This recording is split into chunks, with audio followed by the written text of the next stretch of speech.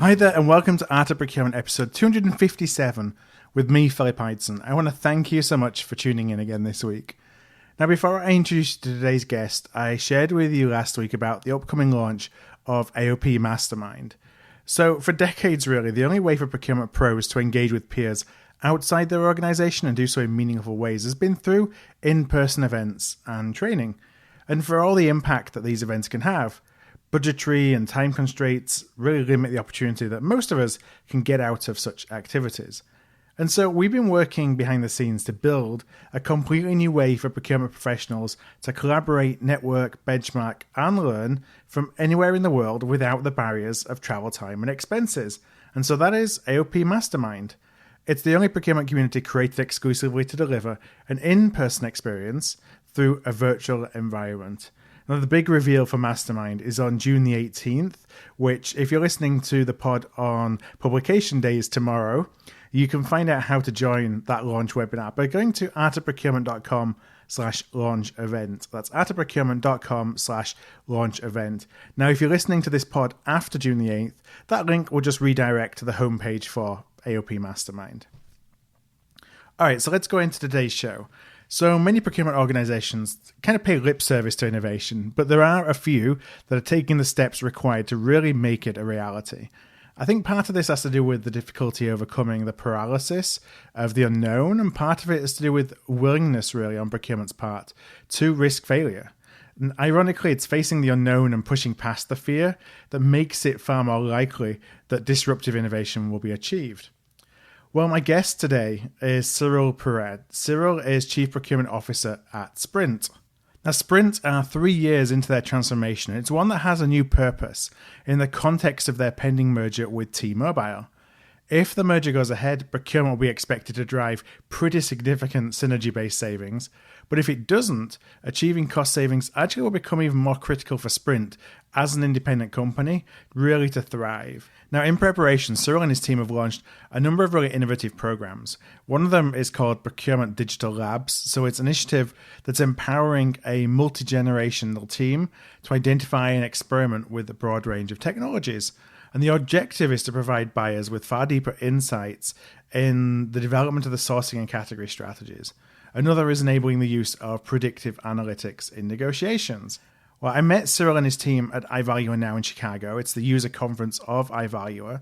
And Sprint is really quickly turning many of the concepts that we talk about in terms of next generation procurement and putting them into practice. And I think you're really going to enjoy this discussion. So let's go straight into the conversation. And I ask Cyril, as I always do, if he found procurement or if procurement found him. No, I did find procurement. So because I'm graduated in procurement or in supply chain management, so I've got a master's degree in supply chain management, and I fell in love with that a while ago, and I'm still in love with that so far. What was it that attracted you to supply chain and procurement in the first place? What I like, it's really building strategy, meeting with new people pretty much every day, dealing with new technology pretty much every day. So that's diversity. So I was not built to deal with internal problems and stuff like that. So I mean, just focusing on the internal piece of the business. So I need to have this diversity of people, profile, history, stories that are coming my way through that job. So it's the good stuff in our job is that to a certain extent you don't know exactly what happens, what will happen the next hour. You don't know what kind of company will come, visit you, what kind of technology they have. Yeah. They will be extremely interesting or boring or whatever. So it's that's the diversity that comes with that. And the excitement as well of, the negotiation. So that's right. The big stuff. So are you prepare yourself for the negotiation and are you close the negotiation? It's interesting you say you don't even know what the next hour brings. It's not even the next day, is it? Yep. You don't know what the next phone call is going to bring that you've got to react to. Exactly. I know that throughout your career, you've had the opportunity to work really leading large procurement organizations across the US, across the Middle East and Europe. It's been a pretty diverse kind of experience set that you've had.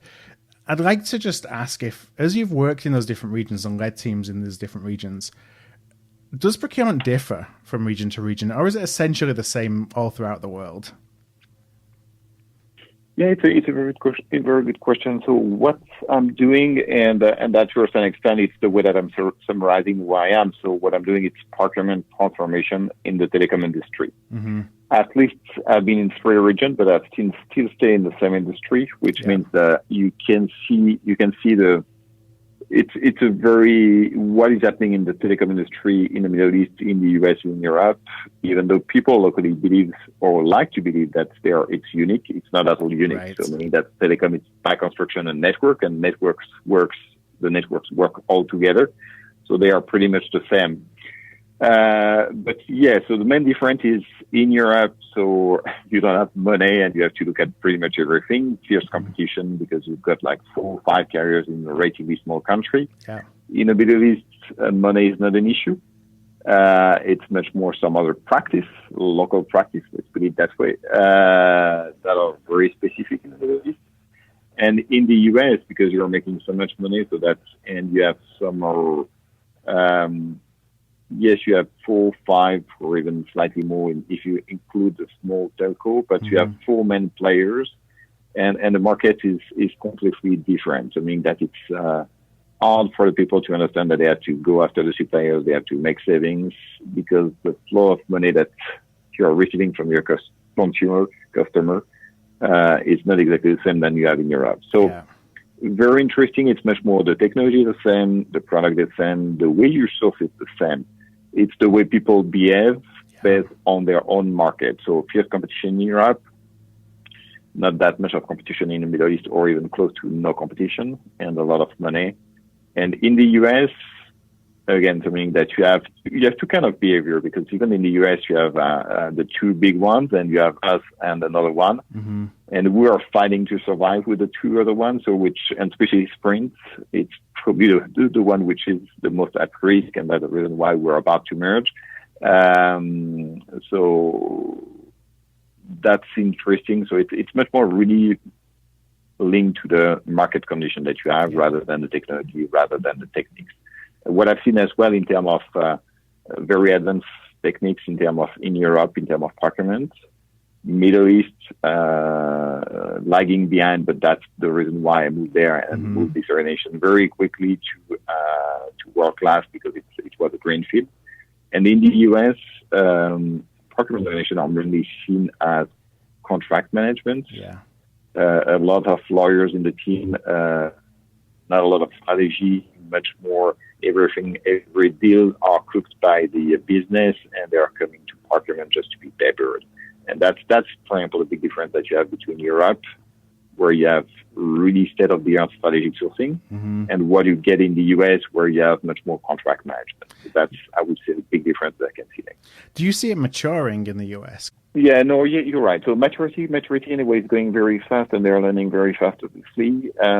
Very interesting theory from someone when I arrived in the US. He told me, so if you look just like Europe, you cannot fire people. You can fire people here.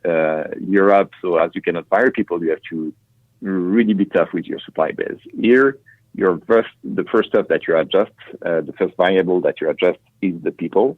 Therefore, you do not need to go so much into the detail on the supplier side, because you are a lot of outsourced, and on top of that, you are giving a lot to your suppliers compared to Europe. And anyway, so the way you adjust, it's much more with the people rather than the suppliers. So that was an interesting view, because they said that if you look at the P&L, really hyper simplified P&L, so you have your revenue minus what you're paying your people, what you're paying your suppliers, equal the money that you are making. In Europe, you don't adjust the people because you can't. So laws there are very complex. So therefore, you go and you tap into the suppliers, and the other way around in the US. Not sure that that's the exact reason, but I find this explanation very interesting. Yeah. Do you find that drives additional investment in learning and development in Europe, because you can't churn through your team, so you have to invest in your team. Whereas in the States, it's easier to bring in new team members, so perhaps there isn't that incentive as much to invest in the team that you have.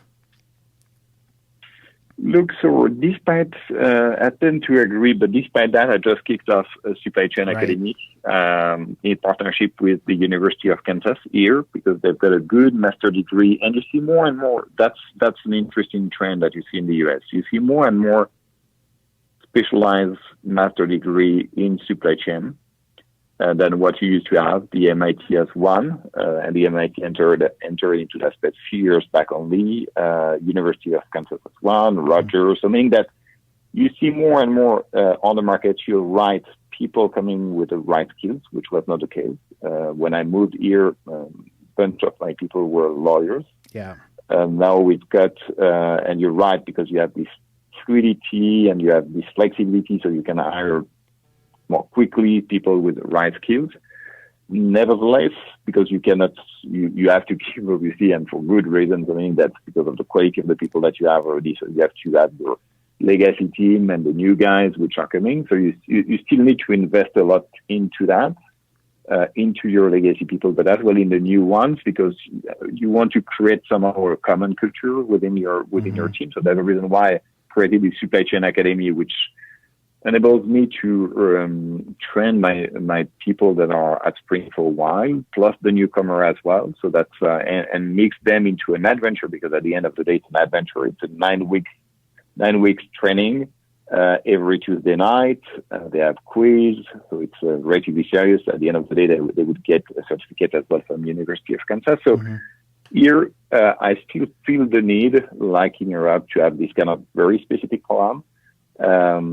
Which in the case we merge, for example, with Timo, we will use this program as well to create a common culture between the two procurement organizations. Yeah. So the one coming from Timo and the one coming from Sprint. So it's not just about the hard skills, it's as well about the soft skills, and it's as well about creating a common culture within the organization. So that's what we're doing, and that's what we have started recently. So we've got a first cohort of 25 people, which are currently going through that. So I think that you're right.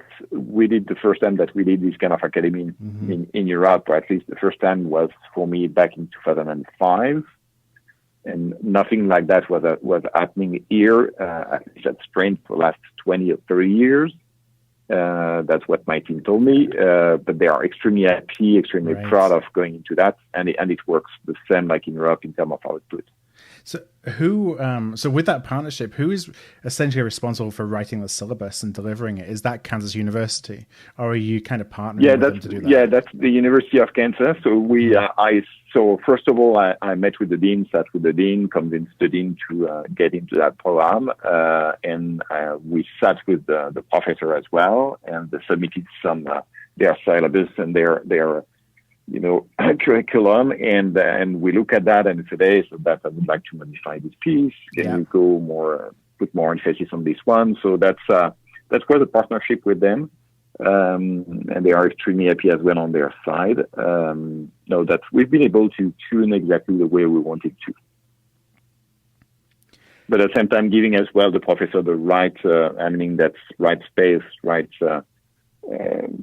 The room for maneuver of what they want as well in terms to teach our people in terms of new practice and stuff like that. Now, I want to ask you some questions about, you do some really interesting things, I think really pushing traditional procurement thinking at Sprint. But before I do, this is really just for context. I wonder if you could share just a little bit about kind of the current state of procurement in Sprint, or perhaps what the current state was, let's say, 6-12 months ago. What's the baseline from which you're building from? And then we can jump into some of the interesting things you're doing. Yeah, for sure. So when and I will go back 3 years back when I joined. I've been hired by a guy that had a vision that was just kind of interim position for him, that had the vision of having a very strong procurement organization for Sprint. 3 years back, so IT procurement was sitting with IT, network was sitting with network. So basically the procurement function was sitting with a business. You had only a small so-called supply chain organization, which was here mainly to manage the indirect. And this guy came, and what he did, he put all together all those guys and hired people like me and said, okay, so now we will go and we will have a very mature and a world-class procurement organization. So that was the target. So coming from this very decentralized organization, people sitting within the business and doing the stuff for the business, to a centralized organization with, I would say, a professional procurement organization with people which, unlike what they did in the past, they were mainly there to paper the deal, and then now they have to stand and say, hey, so I agree or I disagree, and that's the reason why I disagree. Yeah. So we move away from that by moving first all of the people into the same organization. And then after that, so what we did, we set up as well a governance model which was enabling our people to have the right platform where the decision will be taken and allowing our procurement guy to go and deal directly with the C-level on the key decisions. So that's what we did. So moved all the people into the same organization, created a platform through a governance process, which is instead of having decision being taken randomly in the organization based on we don't know what, we created this governance with a clear platform where a decision will be made for the sourcing strategy and for the final decision. Yeah. And the lead guy to present to this committee will be the procurement guy. So on behalf of all his team, so meaning that himself, so the procurement organization plus the business, he will go and he will present on behalf of the team, of the sourcing team, present the sourcing strategy, present the final recommendation. So that's what enabled us to go into really something where we started to partner with the business at the very beginning. So people were reluctant, and especially because what I did, for example, as well. So I moved engineers from the network and IT and people from the business into our organization. Right. And I received a very nice email from the CTO who said, hey, what are you doing? Are you creating your own network shadow organization? I said, no, because for him, a procurement guy was a lawyer. Yeah. And they said no, because a world-class organization. So yes, you need lawyers, and including on the procurement side, because you have extremely good people that have this background that can do as well procurement. But you need as well people that are capable to discuss with your own people and knowing exactly very much into detail what they source. So centralized governance, moving the right people, and now we're training them as well. So to go to the next level. So that's basically what we have done. And right now, you don't have any decisions which are taken without the procurement. Yeah. In addition to that, so we have our new CEO that came a year ago.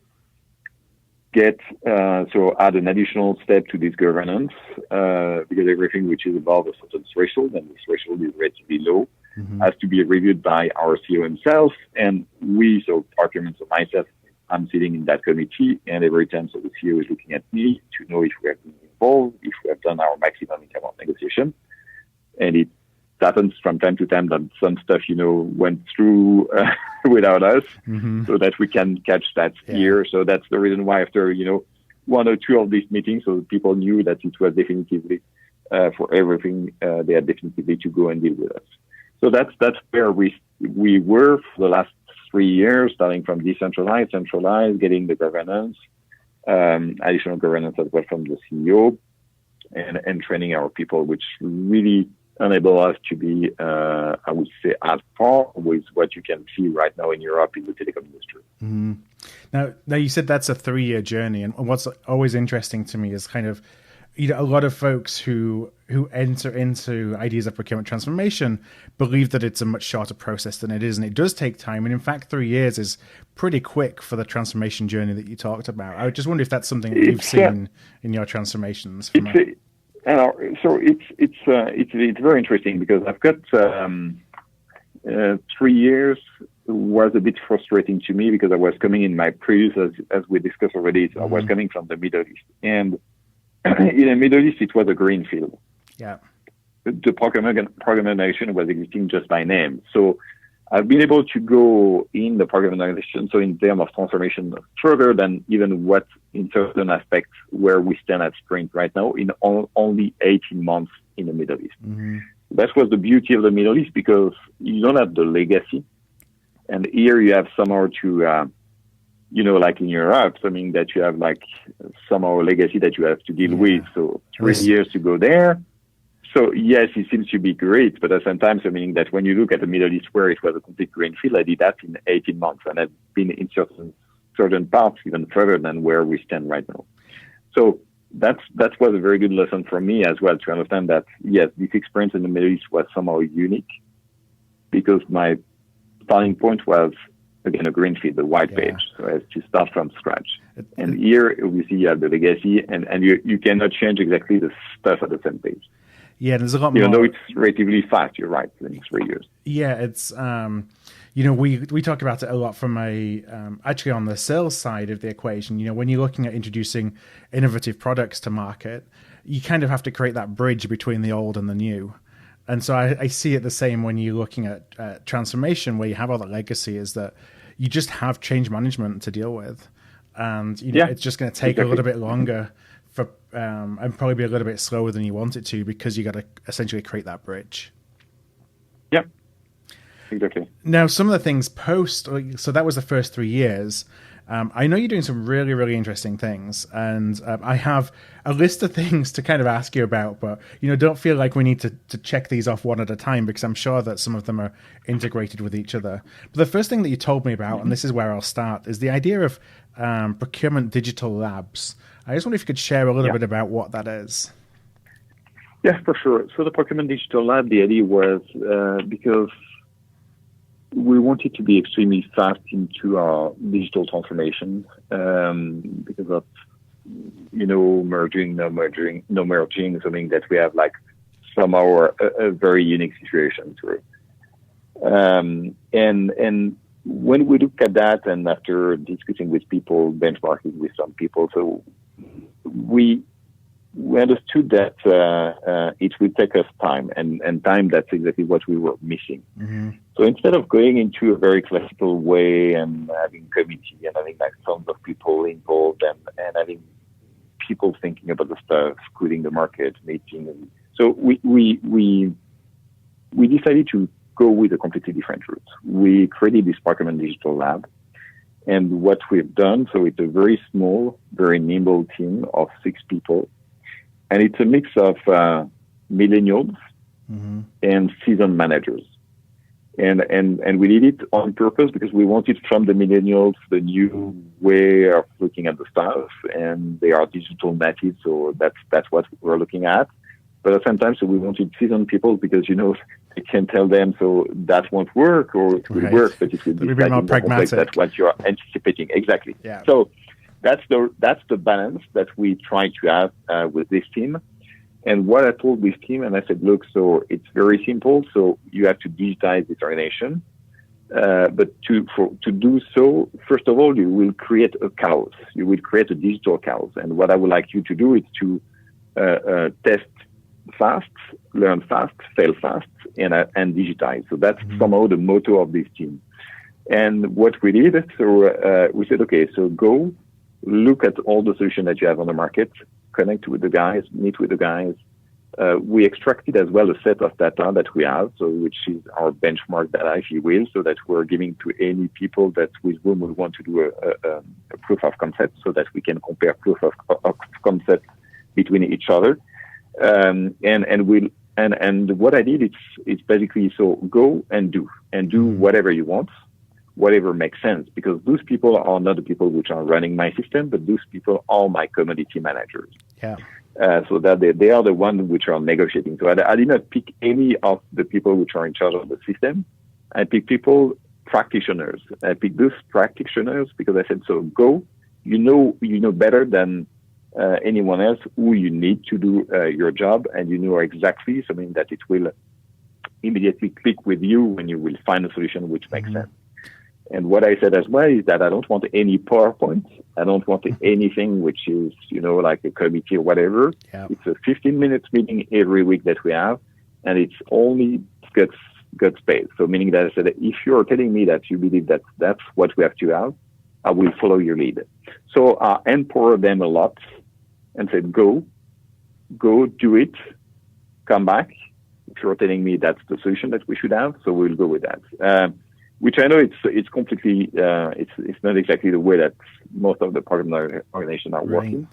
It's completely different, but it's due to the fact that we have this merger, which is about to come, and we wanted to digitize very quickly and prepare ourselves. So the idea is that if we merge, are coming with a lot of knowledge in terms of digital, and we know that it will enable us as well at the very beginning of the merge to go and do some of the sourcing activity that we would have to do. If we don't, it will enable us very quickly to get our hands into, a lot of additional savings that will be needed by the company, because company openly said that it would be tough times so if we don't merge. So either way, what we're doing will serve for somehow a different purpose, which is, so in that case, maybe going more on the efficiency side, but as well generating saving. On the other side, much more the strategic piece and generating savings, which the end goal is the same. But that's what we've done. And we said, okay, so we don't have time and we won't go with the classic routes. And that's the reason why we created these digital labs. And what we've been able, for example, to do, it's our first hands-free procurement product, which is coming from this digital lab that we created only a couple of months ago. So we launched, so this week, our Alexa-based hands-free procurement for office supplies. And already the five executive assistants of our top 5 executives are equipped with an Alexa. With Alexa from Amazon, and they can order with a voice. And it's very interesting because as soon as we gave them that, we told them how to use it. They came immediately with some idea and said, hey, but if I've got that for supply, can I have that for travel? I said, yeah, for sure. And some other one said, hey, and what about the catering? And what about that? And what about that? So what we are doing, because we train people to design thinking. So we've got a team now which is trained on design thinking, and we're spreading design thinking across our organization. So the objective is to have all our organization to be trained on design thinking. So what we will do with those assistants, so we will have a design thinking action, I would say, or meeting to capture all these asks that they have following their first experience with Alexa. What do you want to digitize? What do you want to have in terms of hands-free procurement, as I said, so travel, catering, and stuff like that. So we will funnel basically all this innovation, which will come from those people which are our first user of our hands-free procurement product. And we will funnel that through, and we will organize that through this design thinking session that we will have with them next week.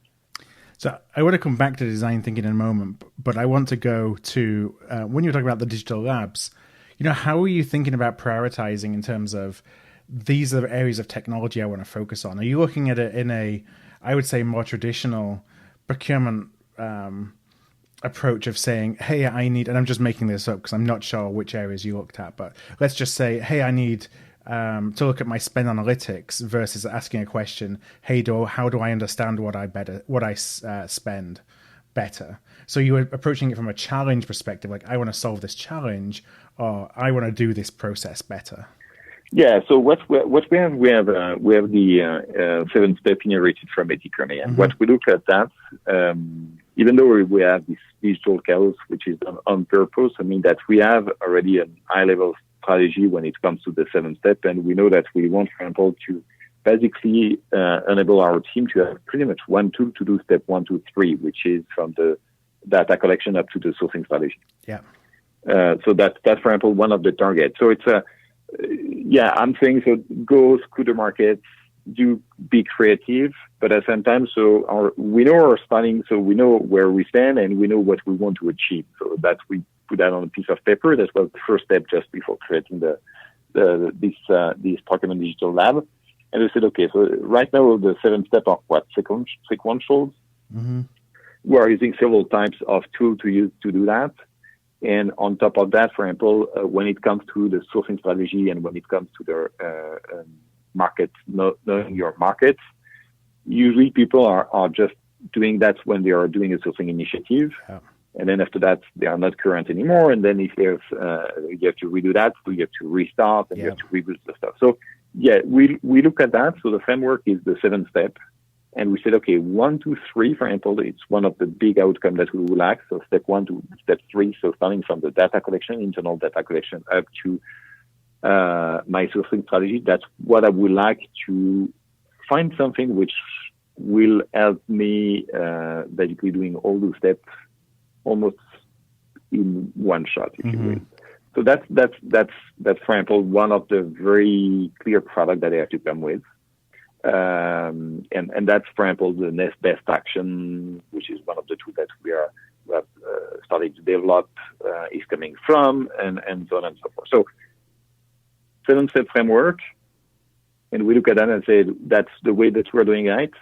Quite sequential, a lot of tools, not enough intelligence into that. And that's the reason why we're trying to move into a direction where we will simplify some number of tools, and we will be able to connect a lot of tools together.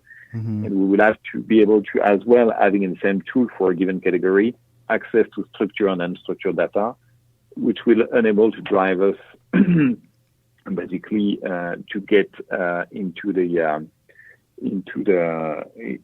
this kind of next action that we're currently developing. Yeah. So chaos, but somehow controlled chaos, or at least a starting point and an end point which is known, and in between chaos. And that's and I really count on the team, which it's really, we've got a really good mix, as I said, between seasoned managers and millennials. I really count on them to be somehow pragmatic at the end of the day. Because again, so they are not system people. They are people who are using the system that are leading this initiative.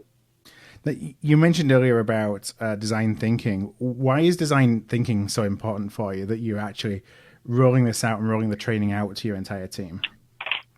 Yeah, it's all about creativity, and especially we spoke about that when you have a team which was used to work. So we went through this transformation, but they were used to work in a certain way. When we started to look at various solutions, the various way of generating innovation within the team, but and having people not being afraid of generating innovation, we met with several people, and we find that the design thinking based on the demographics of our team and the context of the company and everything, we find the design thinking being an extremely good fit for our organization. And the first what we did, so we pilot that as well with, again, a small group of people. Yeah. And look at their reaction, how easy it was to understand the concept, how easy to make the, I would say, tangible, or at least to have tangible outputs, and how fast you can get tangible output. And then, so meaning that the people came back, and they were pretty much, with the exception of one, very, very enthusiastic about that. So you can always expect that some people that it won't click with them. Yeah. Maybe another methodology will, this one not. But anyway, so they were coming back, they came back, and they were super enthusiastic. That's what we want to do. They spread, very quickly as well. So the word to the rest of the organization, and they've shown as well. So they share their enthusiasm as well with the rest of the organization. So, and then suddenly, so that starts to trigger really a lot of demand from the rest of the organization. Can be part of it, or can be part of it, and then that's the reason why. So we look at that. We said, okay, so what will work? We look at several options. Design thinking was one of them. We started with that, apply that, so at least a group, pilot that. They were so happy with that, so they started to spread the news within the organization. And then after that, you have like a snowball effect, if you will, which works pretty well. And then after that, it goes to a certain extent, it goes beyond what we were expecting, because we are right now within Sprint, so the leading organization when it comes to design thinking, and our transformation office wants to as well do that for the rest of Sprint, not just only our organization. So it goes, the enthusiasm which has been created with that goes so far beyond that my own people have been able to, evangelize pretty much the rest of the organization, and at least the transformation office that look at that as a very good solution for the rest of Sprint. Then do you start to think about applying the concepts of design thinking to the actual procurement process as well then? So, finding ways that you can build essentially a more flexible process. We will. It's not the first project which has been picked, but yes, we will, definitively. Yeah. So one of the things you also just mentioned when you were talking a little bit about outputs of the digital labs was next best action. And as I understand, that's related to predictive procurement kind of data for negotiations. I wonder if you could share a little bit about what you're doing there, because that was one of the things that jumped out to me when we chatted, before we started the conversation. Yeah, so the next best action, and without revealing too much about our secret weapon, what we believe is our secret weapon. So it's we've got in one category we've got a very solid database, which is the result of the last 5 years of negotiation, years by years by suppliers, and we've got more than 160 suppliers in that category, which have been extremely well documented. Yeah. So we've got something which is extremely solid there. And what we are trying to do is that it's in the world, in the space of IT. So we do, which is a bit our secret sauce as well. Asset management is dealing with with procurement. So we do our IT asset management, network asset management within our nation. So we've got access as well to a lot of very interesting data when it comes to software. So anyone within Sprint has to go to procurement to get a license. So we manage the assets, we manage the license. We've got this extremely precise, well-built database capturing the last 5 years of negotiation. Yeah. And what we're doing with this next best action is basically taking the data, the structured data that we have from the result of the negotiation, last 5 years of negotiation from this database. We overlay that with the asset management, so the way that we use this license, and we plug into that as well, so the financial of the suppliers. And what we're trying to do is to see if there's any patterns that we can find. So is my consumption of license going up and down? The financial of the supplier are going up and down, how it correlates. I can check on the last 5 years where they were, what kind of achievement I've been able to have on the procurement side, on the saving side. So we're trying to, it's relatively basic at the same time complex, but we're trying just to, with these three set of data, so meaning that the result of the negotiation, the consumption, which is, so basically my P, my Q, which is my asset management, and the financial of the suppliers, to try to see if there's any correlation between that and how that can influence actually, so the output of the negotiation. And based on that, the idea is that we have done that already for the last 5 years. Yeah. And now the idea is that the tool will give a recommendation. Say, hey, look, financial on this, on the supply base, on the supplier side is this one. Usage is this one because you have your assets. Therefore, based on the pattern that we have seen, you should go and shoot for this amount of savings. So that's what we're trying in a nutshell. So it's a first step, and then after that, we would put probably more intelligence into that because the team is already coming with, maybe we can add this and this and this. But at least that are starting point, and it's somehow predictive procurement, really finding some patterns from the past and trying to see if it makes sense or not for the future, and if we can somehow determine our target based on that. Yeah, something that's interesting for me on this is the importance of historical data. So, we have this debate, and I'm sure you've been involved in many of them as well, about, how much information should we ask for? And is data relevant if we can't use it today? And I'm always encouraging folks to think about, how you may use that information in the future. So even if you don't have the capabilities to do something like this today, then in 5 years' time, you might wish that you could go and look 5 years back and use all these data points that perhaps you've been gathering. I mean, is that something that you think about when you, as you're thinking about the future, even though you don't have the capabilities to use the data, let's try and collect it at least now? Yeah, we do that as well. Yeah.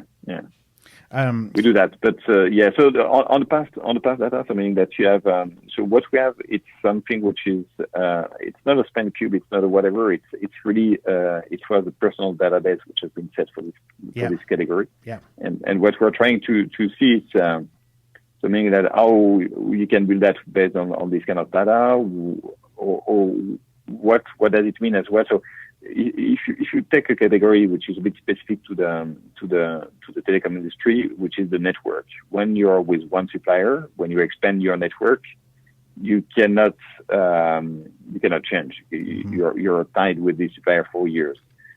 Therefore, here what we're trying to do, so we do not focus too much on the past data because they don't really mean a lot.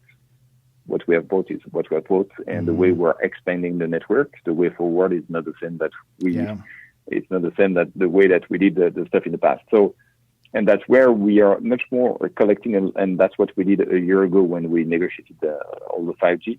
So we're much more looking forward, and we're much more as well looking on what I will call the unstructured data. So I mean, that's just give an example. One of our suppliers just created a new division, appointed someone from this new division.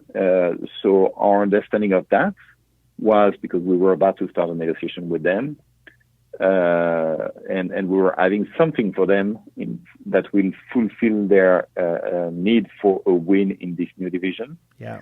And we leveraged this against something else. And we said, okay, so we know that your CEO said that just created a new division recently. You have someone which has been appointed recently. So your CEO needs to go back to his board and saying, so I told you that was a good idea. And look, we've got already a first deal. Yeah. This new head of this new division, so she was looking, obviously, as she was new to the company, new to the division, new to everything. A quick win will help her building her credibility on the market within the organization. So we leverage, and that's the kind of analysis that we made. So we leverage that, which is basically an information that you can find, I would say, unstructured information, which is coming from the web, and we leverage that in our negotiation with these suppliers, because we said, hey, so that's what we want, especially on the OPEX piece where you are captive. But by the way, I might have something interesting for you. So business best action based on the past data and based even on data by itself. So it's something that we're doing. But at the same time, so we're trying to find something which will enable this kind of, how to collect this kind of intelligence and how to connect the dots between the two. Because at one point of time, you need a human behind that, which is enabling and saying, hey, new division, new CEO, what does it mean? The CEO needs to report to the board. This new head of division needs to have a quick win. Plus, in addition to that, that particular line of business, so far, this supplier was not in the US, and the US was the market number one in the world for this kind of application. So when you put all the stuff together, we really leverage our position, saying to the supplier, so, hey, you can tell your board that you're right. This new person can claim victory, and on top of that, you will enter into the US market, which you have missed so far. Yeah. And we basically look at that, and that's kind of information as well that we love and we would like to collect, which are not always just based on data and numbers, but much more like business strategy. What is your relative position strategy? Yeah. And creating mutually win-win. I don't know, win-win is cliche, but it's creating outcomes that that's basically suit both parties, and that probably wouldn't be achievable without that outlook. Exactly. Yeah. But that means that you are screening, your suppliers. So I'm encouraging, for example, all my community managers to attend to all the earnings call of their suppliers. And from the earnings call, so what they heard, try to derive as well some strategy. Yeah. So when a supplier is saying, hey, business is good here or business is bad here, so what does it mean for us? What does it mean for us? And I'm asking them to really go attend the earning calls when it's to the company, obviously, and then go and tell me what they understood from this earning call and how they can use that in their business. Yeah. Well, so I want to thank you so much for sharing both the journey that Sprint has been on and then all the different ways that you're really kind of pushing the needle. Yeah, and thank you very much for giving me the opportunity as well to share with you and with the community, obviously, what we're doing at Sprint. Yeah, no, you're welcome. And the very, very, very last question is, if listeners are interested in just connecting with you outside of the show, where's the best place for them to find you? I would say probably like a lot of people nowadays on LinkedIn, social media. They will be able to follow what we're doing in terms of innovation, because every week we are issuing a communication, and two, so that would be the easiest way to reach me out. Okay, perfect. Well, what I'll do is I will include a link to your LinkedIn profile in the show notes for today's episode. That's going to be at artofprocurement.com/episode 257. That's artofprocurement.com/episode 257. So one last time, thank you so much for joining me. Thank you very much as well. Hi there, I want to thank you for tuning in to today's podcast. You can check out all of our back catalogue at artofprocurement.com/podcast, where you can also subscribe to our newsletter to make sure that you never miss an episode. And if you found value in today's show, I'd love if you would tell a peer, or perhaps go and rate and review by going to artofprocurement.com/review. Word of mouth really is the best way to help the podcast grow, and if you're able to do either one of those things, I would truly appreciate it.